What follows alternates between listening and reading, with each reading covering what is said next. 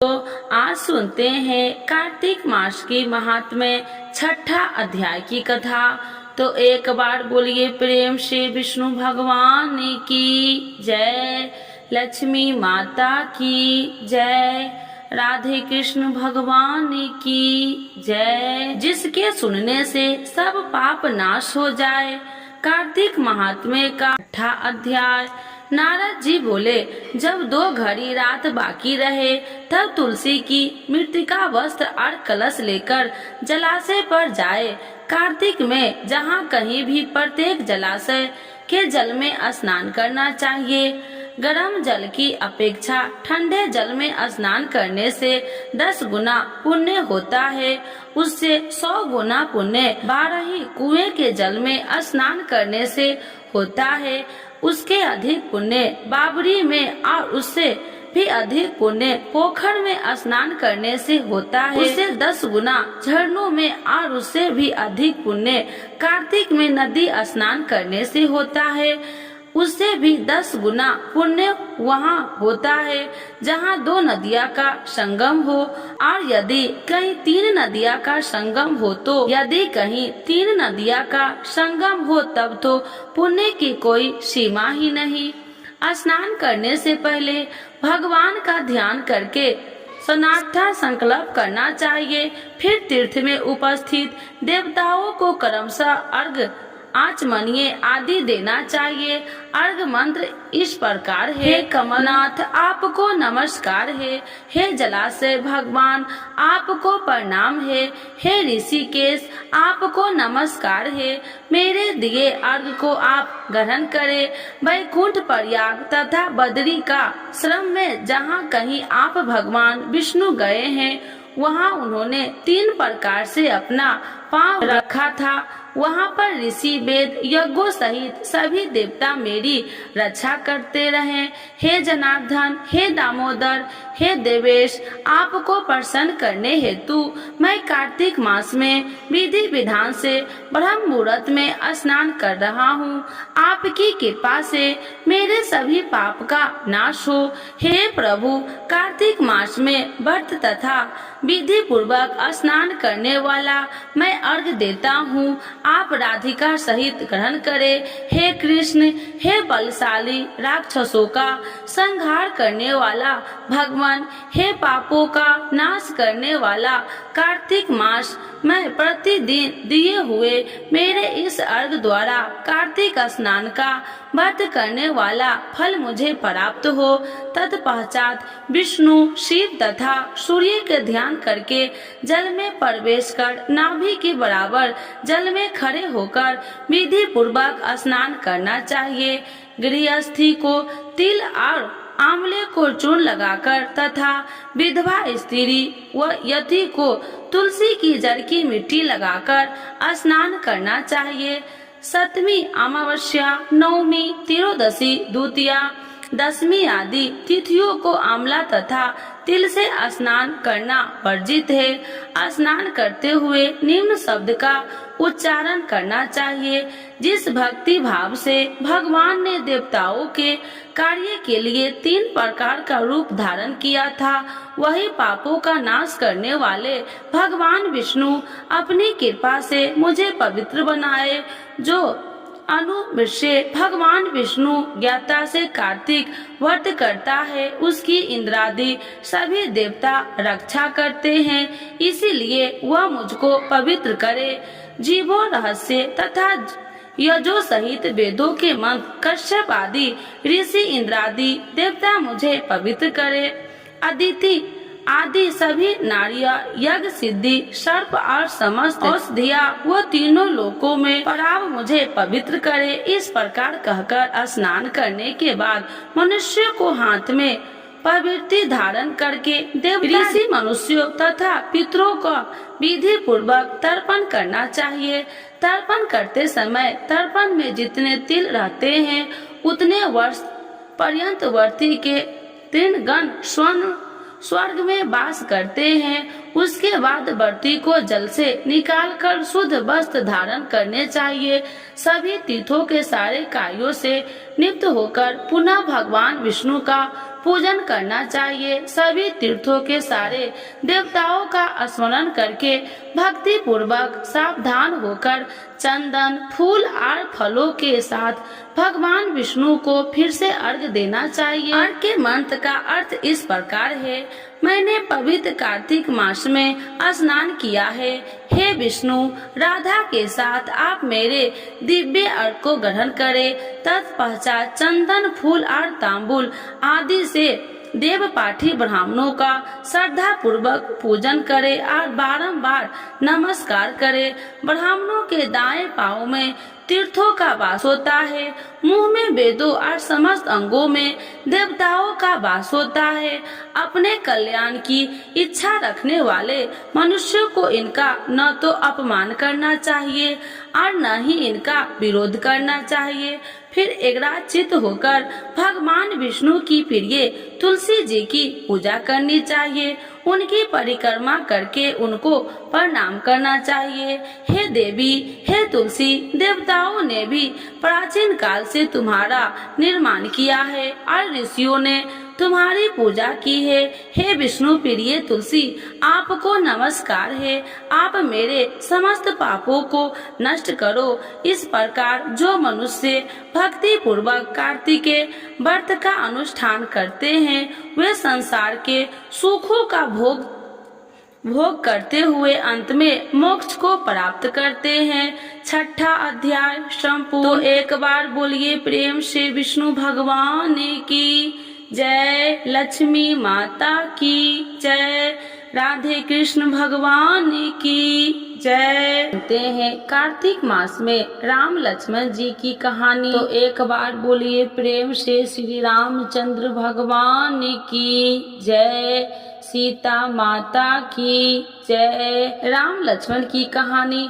भगवान श्री राम, लक्ष्मण और सीता जी पिता दशरथ की आज्ञा से वनवास जाने लगे। रास्ते में सभी तीर्थ गंगा, यमुना, गोमती नदियां में तीर्थ तर्पण कर वन में कुंद मूल फल फूल खाते हुए वन में अपना समय व्यतीत करने लगे।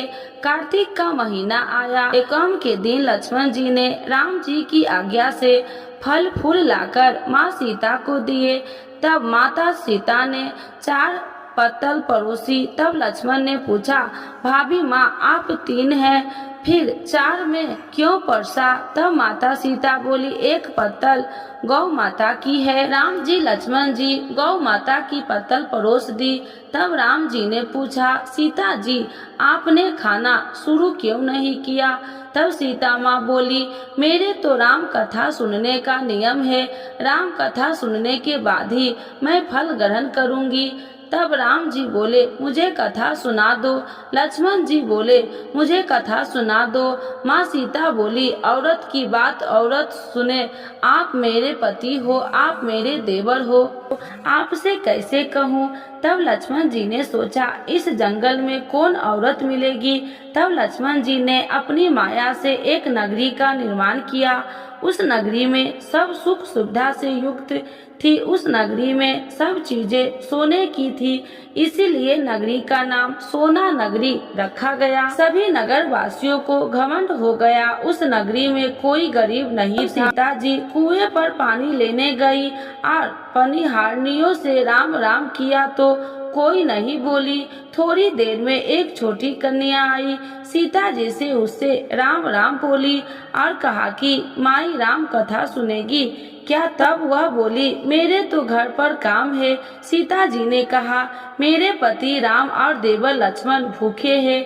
तब लड़की बोली, मेरी माँ मेरा इंतजार कर रही है। वह लड़की वहाँ से जाने लगी। तब माता सीता ने क्रोध से सारी नगरी साधारण सी हो गई।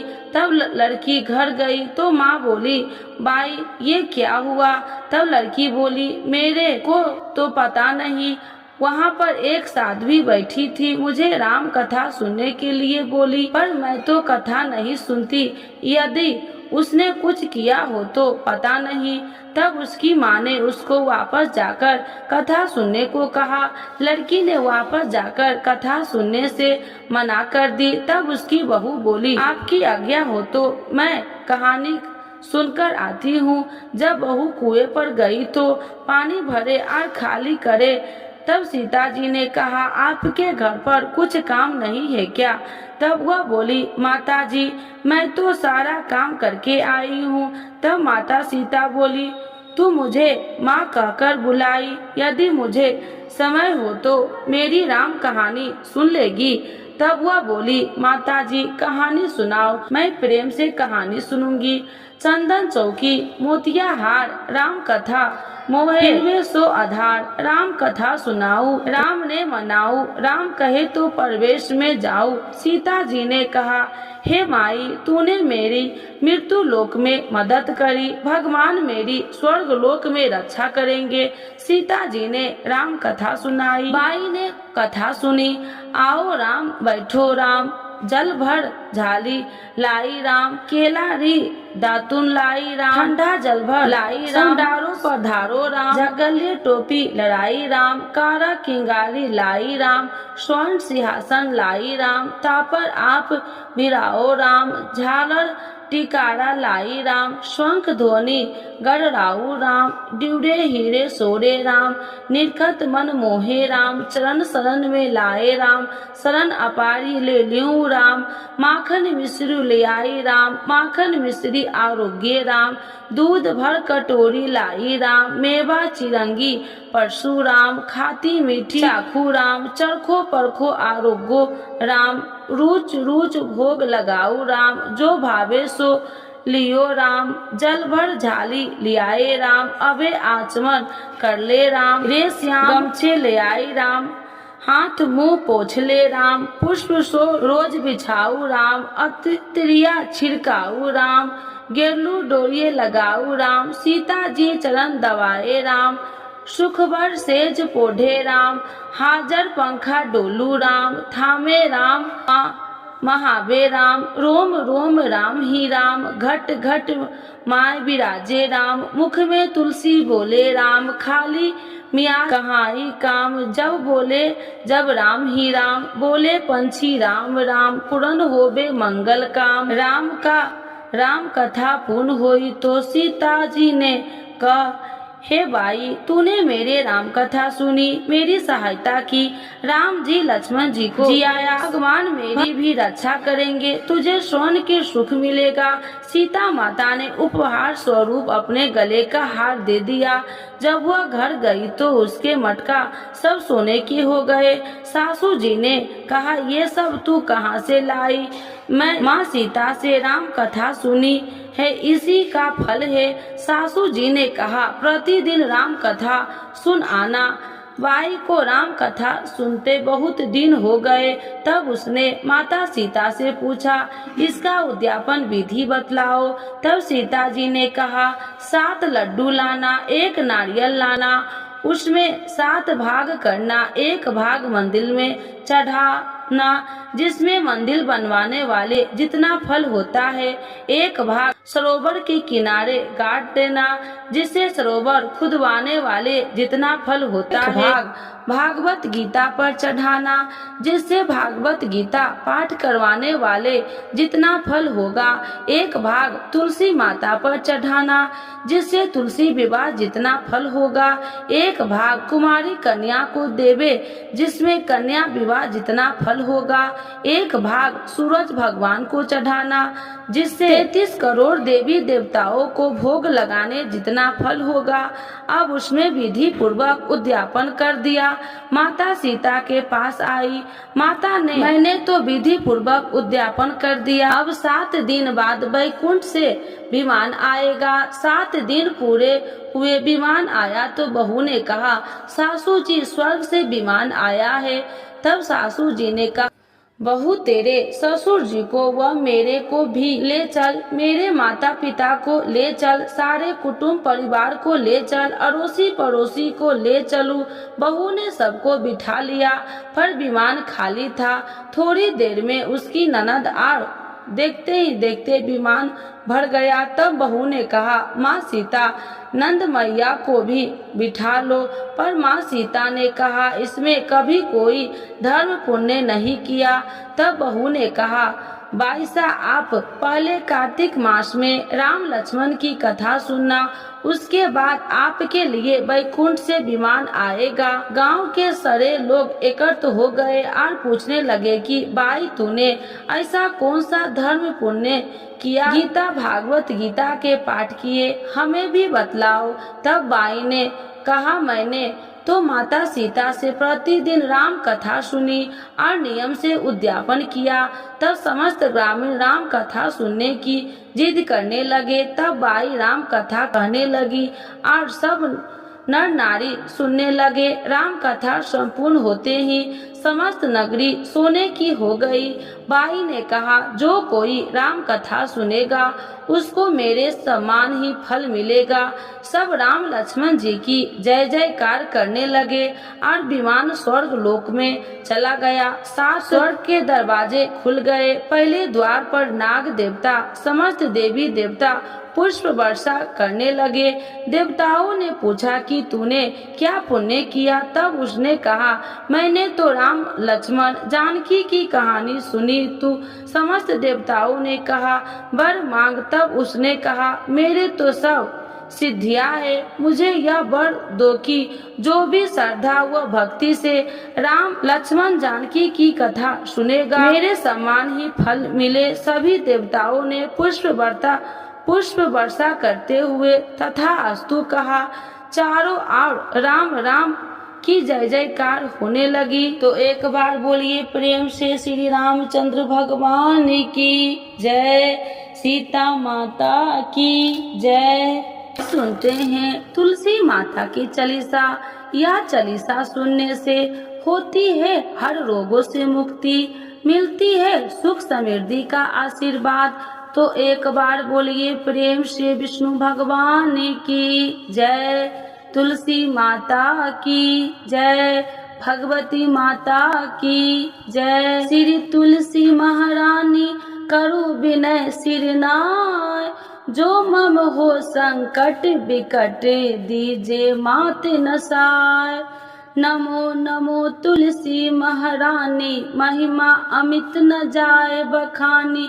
दियो विष्णु तुमको सम्माना, जग में छायो सुयस महाना। विष्णु प्रिय जय जयंती भवानी, तिहु लोक की हो सुख खानी। भगवत पूजा करे जो कोई, बिना तुम्हारे सफल न हो। जिन घर तब नहीं होए निवासा, उस पर करे विष्णु नहीं वासा।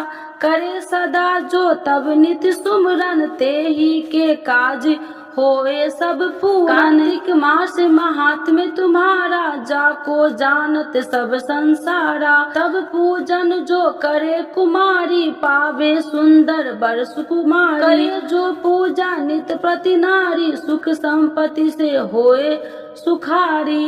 वृद्धा नारी करे जो पूजन, मिले भक्ति होवे पुलकित मन।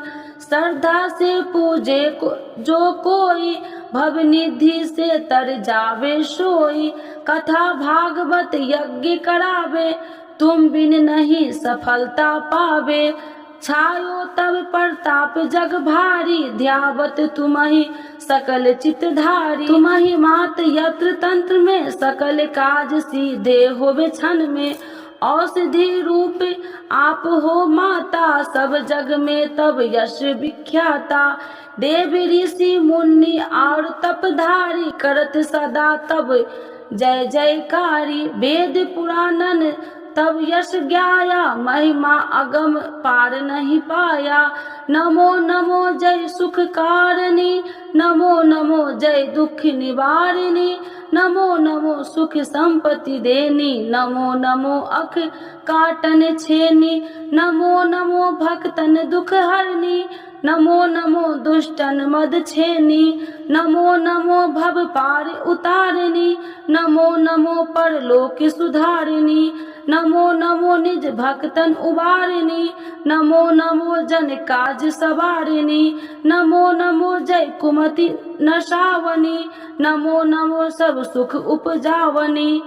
जयति जयति जय तुलसी माई, ध्याऊ तुमको शीश नवाई। निर्जन जानी मोहि अपनाओ, बिगड़े काज आप बनाओ। करूँ विनय मैं मात तुम्हारी, पूरन आशा करूँ हमारी। शरण चरण कर जोड़ी मनाओ, निस दिन तेरे ही गुण गाऊं।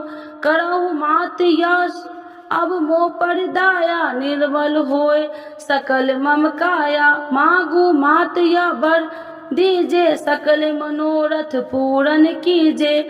जानू नहीं कुछ नेम उचारा, क्षमहु मात अपराध हमारा। 12 मास करे जो पूजा, ताशम जग में और न दूजा। प्रथम ही गंगा जल मंगवावे, फिर सुंदर स्नान करावे। चंदन अक्षत पुष्प चढ़ावे, धूप दीप नैवेद्य लगावे। करे आचमन गंगा जल से, ध्यान करे हृदय निर्मल से। पाठ करे फिर 40 की, स्तुति करे मात तुलसी की। यह विधि पूजा करे हमेशा, ताके तन नहीं रहे कलेशा। करे मास कार्तिक का साधन, शोभे नित्य पवित्र सिद्ध होई जाई। है यह कथा महा सुखदाई, पढ़े सुने सो भव तर जाई। यह श्री तुलसी चालीसा, पाठ करे जो कोई।